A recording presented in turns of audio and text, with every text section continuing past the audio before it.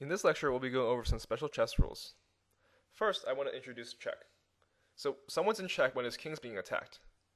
Now, for example, white can give check simply by playing bishop to c3. This is a check, right? We're attacking his king, and we put black in check. There's also queen h6. This is also a check, right? We're attacking black's king as well. Knight f7 is also a check. As long as white attacks black's king, he'll be putting black in check. However, check doesn't really win the game. For example, if we just play rook to a8 check, his king can simply move, and, well, we can act like nothing really happened there. However, there's another thing that is very similar to check that wins the game. This is called checkmate. Checkmate is when you give a check and the other side can't escape it. So here, we can play rook to h3 here, right? Rook to h3, we're giving a check, and the king can't really get out of the check. The king can try to move to any of the surrounding squares, but if he moves to, for example, h7, well, the rook can still attack it, right?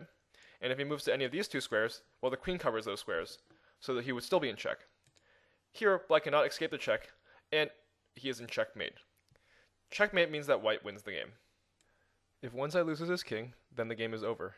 So since black loses his king here, he's forced to, then white wins the game. There's also one more thing called stalemate. Stalemate is when one side can't make any legal moves. So let's say white played something like queen to g6. Here, after queen to g6, black really doesn't have any legal moves. He can't move his king here, he can't move his king here, he can't move his king here, because the queen controls all three of those squares. So in this case, since black can't make a legal move, it's considered stalemate, and the game is a draw. So white here should definitely be careful to not give stalemate when he can definitely give checkmate and win the game immediately. Be careful to make sure that the other side has something to play so that you don't give stalemate yourself. The next special move I want to go over is called castling. Castling is the only move in the game where you can move two pieces in one move. So how does this work? Well, in castling, we have the king and the rook that have not moved yet. Right? We cannot castle if the king and rook have moved. So if the kings and rooks have not moved yet, then we can play castling. So castling works by moving your king two squares to one side, and the rook jumps over it. So, right when we move our king two squares to one side, and the rook kind of just jumps over the king and comes down next to it. Similarly, we also can castle kingside by castling this way. So what happened was, if we look it back again, we moved our king two squares this way, and the rook kind of just jumped over it. Here, black can also castle. Black can play king over here and have the rook jump over it. Or he can play the king over here and have the rook come over it as well. Castling is usually done early in the game to get the king out of the center and into safety on the flank of the board. In addition, there's a couple of extra restrictions for castling. In this case, black can't castle either way right now because there's a couple of problems. First of all, black can't castle because he's in check. You can't castle when you're in check because that's not a way to get out of check.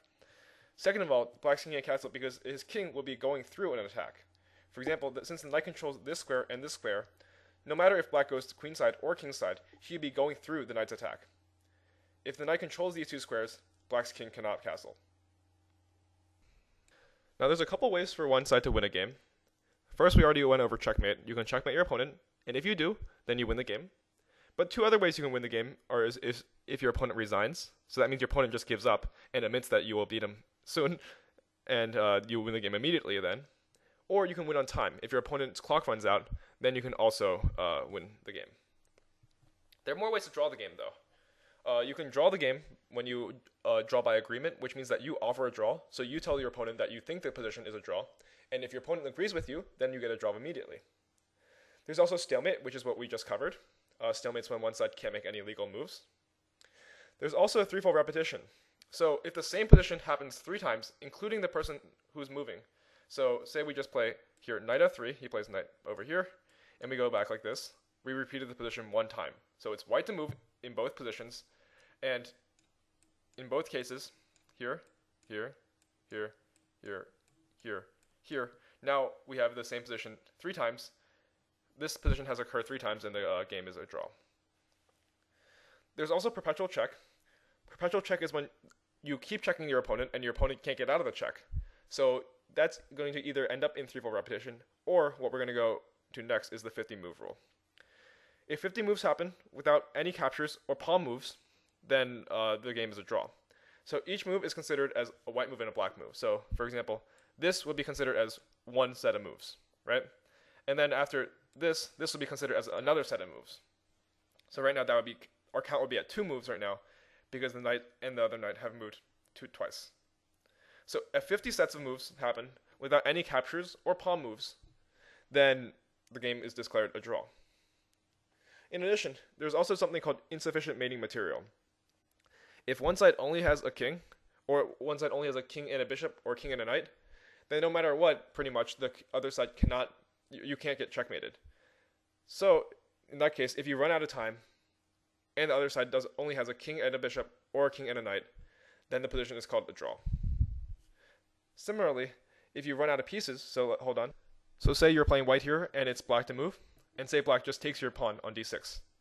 Then you can immediately claim insufficient mating material, which means that black does not have enough material to checkmate white, and in this case, the game is immediately a draw.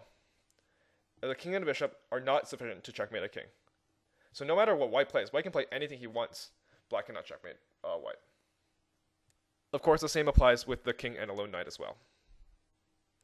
Now there are two more special pawn moves that I want to go over. From our last video, we already know that pawn promotion is when you can put your pawn on the 8th rank. When your pawn gets to the end of the board, it can transform into a queen, rook, knight, or bishop. However, there's one special move that I haven't covered yet. So say this is black's turn to move. If it's black's move, then he can play the move, for example, g5, hoping that the white pawn cannot take it, right? Because if he only moves one move, then the pawn can take it. But if he plays 2 moves in one step, then he gets to pass the pawn, right? Not right. It turns out here that if black plays the move g5, white has a special move where he can just take the pawn anyway. This is called en passant. It's French for in passing, and it means that when black's pawn decides to pass white's pawn, white can capture it while it's passing. Now notice that this move only works for the move right after. So say black played the move g5, and say I played something else. Let's say I just promoted my pawn into a rook, right? Then if I want to capture the pawn the next move, I can't do that anymore. So I can only play the en passant move, the move after my opponent plays the move that passes my pawn. If this seems confusing, you can take a look at other games that have happened with it. This is really actually a simple concept though, because after just g5, simply white just captures. It seems weird because white doesn't capture a piece, rather he captures onto an empty square, but it's actually capture a piece because you get to remove the g5 pawn from the board. I think that we have gone over all the special rules in chess, and now you're ready to play a game.